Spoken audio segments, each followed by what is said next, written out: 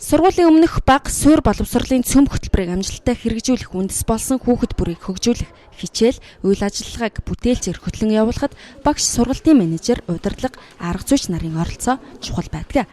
Хан уул дүүргийн хувьд цөм хөтөлбөрийн хүрээнд хүүхэд багш нарын ур чадварыг нэмэгдүүлэх үүднээс дүүргийн багш нарын туршлага солилцох зөвлөгөөнийг өнөөдөр зохион байгууллаа. За өнөөдөр бид нэр хан уул дүүргийнхээ сайн хичээлийн нэгдсэн зөвлөгөөнийг зохион байгуулж байна. За энэ зөвлөгөө маань 6-аас 7 2 өдөр сургуулийн өмнөх боловсрол, бага боловсрол, суурь боловсролын энэ цөм хөтөлбөрийн сайн хичээлийн үйл ажиллагааны чиглэлээр энэ 3 үйл ажиллагаа явагдах юм аа.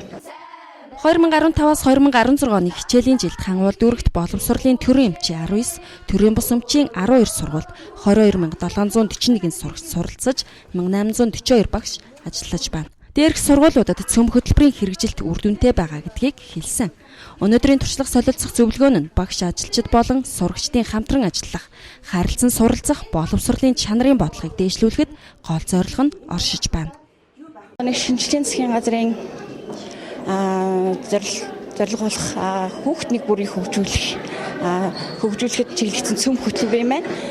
Одоо найдлан бодвол өмнөх жилийн жил бол бага боловсрол, одоо энэ жил бол сургуулийн өмнөх боловсрол болоод суурь боловсрол дээр хэрэгжиж байгаа. Энэ төвшөнд одоо манай багш нарын маань сайн хичээлийн үйл ажиллагаа ямар төвшөнд явагдаж байна, тэрийг үзэж харангаа харилцан ярилцаад тэгээд цаашдаа одоо дидактикийн том сайн шийдэл гаргаж авахын төлөө шат шатны боловсролын байгууллагууд хамтран ажиллаж байгаа. Бид бол газар зүй хичээл заах гэж байгаа. За тэгээд манай энэ цөм хөтөлбөр хэрэгжиж байгаа маа ерөнхийдөө хүүхдүүдийг маш их дэмжсэн сайн үйл ажиллагаа гэж би боддог. Тэгээд ерөнхийдөө их сайхан үйл ажиллагаанууд болж байгаа. Багш нар маань нэгнээсээ их суралцаж байгаа. Хан уул дүүрэг цаашид цөм хөтөлбөрийн хүрээнд хүүхэд бүрийг хөгжүүлэх үр дүнтэй хичээлийг сурагч, багш хамтын ажиллагаанд үндэслэн хичээлийн чанарыг сайжруулахаар ажиллаж байгааг хэлсэн.